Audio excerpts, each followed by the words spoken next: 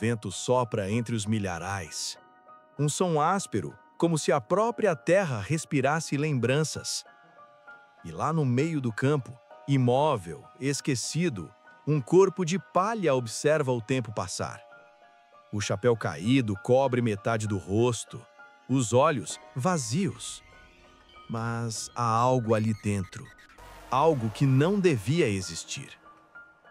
Dizem que o espantalho foi criado para proteger, para afastar corvos, ladrões e o azar. Mas o que acontece quando o guardião é deixado para morrer sozinho?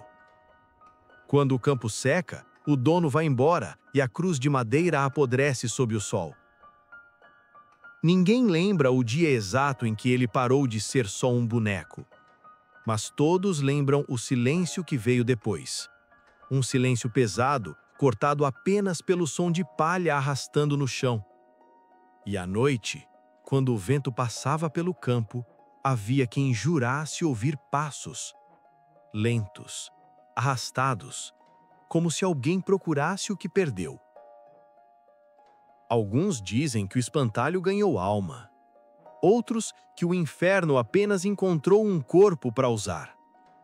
Mas há quem acredite numa verdade mais sombria, que ele não foi possuído, apenas cansou de esperar.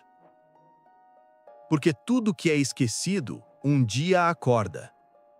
E quando acorda, não volta para dormir. O espantalho nasceu para vigiar os campos, mas agora vigia os homens. E ninguém sabe o que é pior, o silêncio dele ou o momento em que ele decide quebrá-lo. Antes de se tornar maldição, ele foi esperança. Os primeiros espantalhos surgiram quando os homens ainda falavam com o vento, quando acreditavam que o campo ouvia e que tudo o que cresce também sente. Os camponeses sabiam que os corvos não temiam o vazio, mas respeitavam o olhar. Então, deram olhos à palha, costuraram bocas, amarraram panos e fincaram cruzes no meio das plantações. E ali, no coração da terra, ergueu-se o primeiro guardião, sem alma, sem nome, apenas uma presença. De dia, ele era um aliado, de noite, um aviso, porque o homem que ergue uma figura para vigiar o mal, acaba sendo vigiado por ela. E o tempo passou, as colheitas prosperaram, os corvos sumiram e o campo floresceu sob a sombra do espantalho. Mas, a cada estação, o homem deixava de agradecer, deixava de olhar. E o guardião, imóvel, começou a entender o peso do esquecimento. A chuva veio, rasgando a palha como lâminas. O sol queimou seu pano até ele parecer parte da terra. E nas madrugadas sem lua, o vento sussurrava entre seus trapos como se tentasse conversar. Alguns dizem que foi assim que começou. Não com um feitiço, nem com sangue, mas com solidão. O espantalho era o único que permanecia quando todos iam embora, testemunha de um mundo que mudava rápido demais. E quanto mais o homem se afastava da terra, mais o campo se tornava um túmulo. Os aldeões diziam que os olhos costurados de palha observavam até quando ninguém estava ali, e que, em noites de tempestade, sua cabeça girava com o vento, como se procurasse alguém que nunca voltou. Mas ninguém ouvia, ninguém respondia, e o silêncio se tornou a única companhia. Foi então que ele começou a entender. O homem não queria proteger o campo, queria proteger a si mesmo. Criou um símbolo contra o medo e depois o esqueceu. Mas o medo nunca esquece de voltar.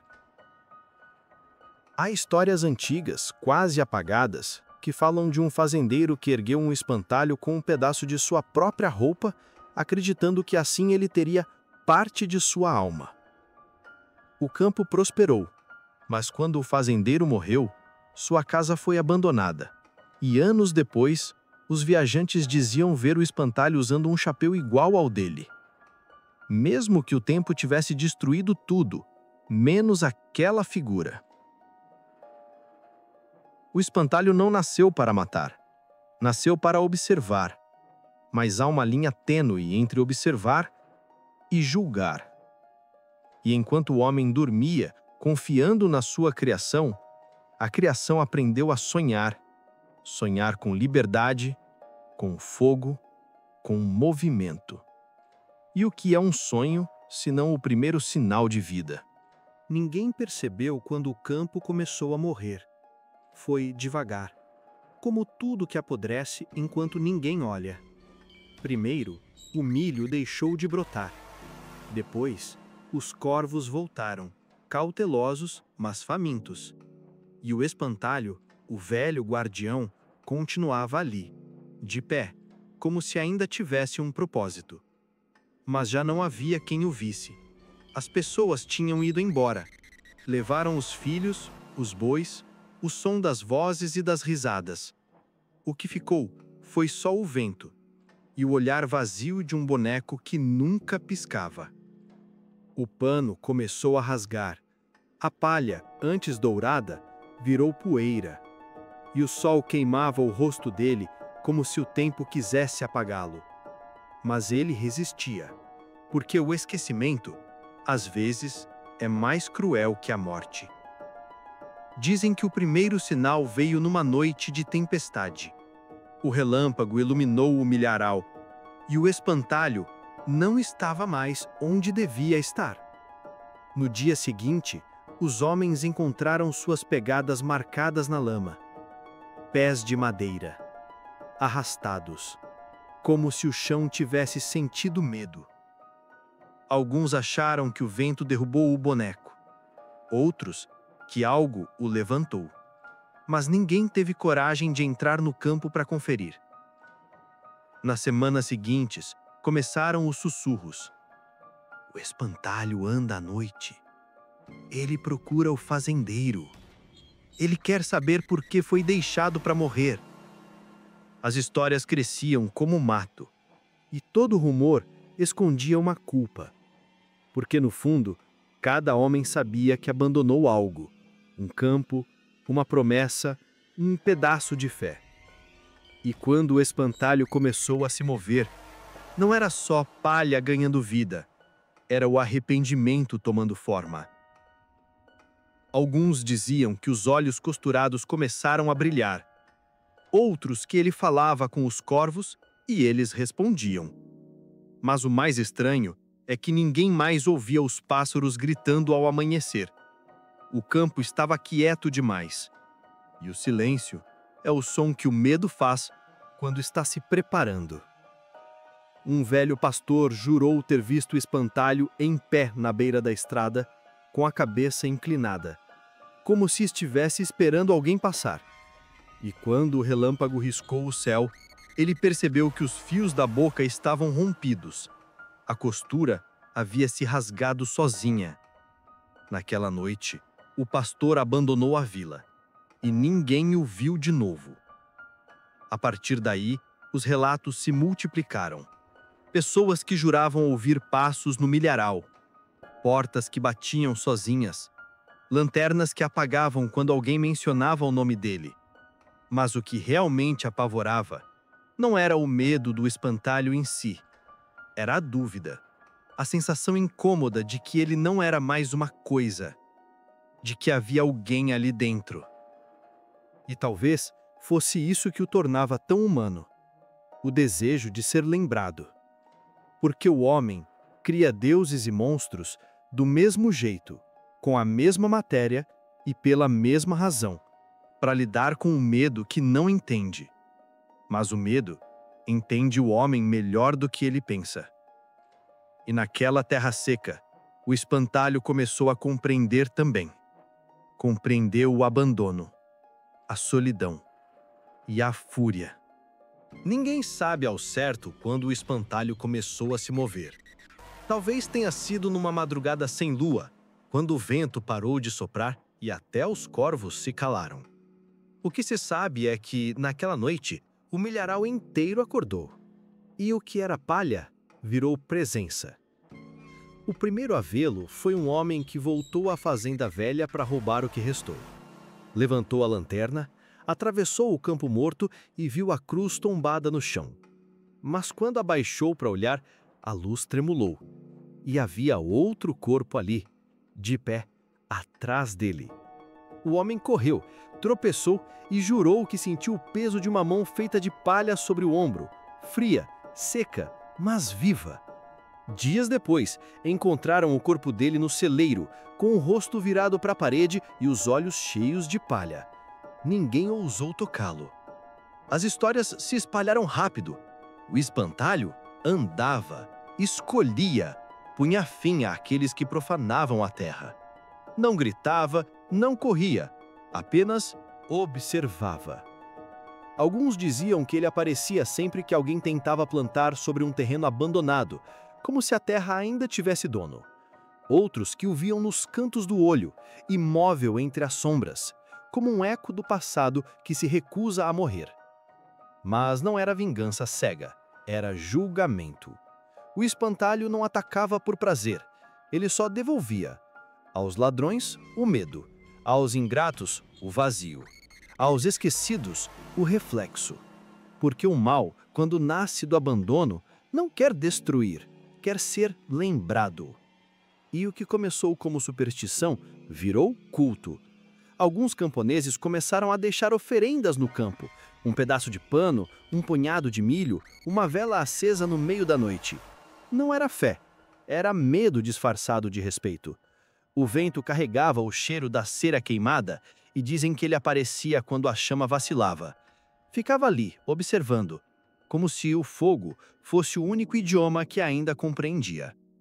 Mas havia algo mais profundo na sua fúria, algo que não cabia na simples ideia de vingança. Era a lembrança do propósito, a ironia de ter sido criado para proteger homens e ser esquecido por eles.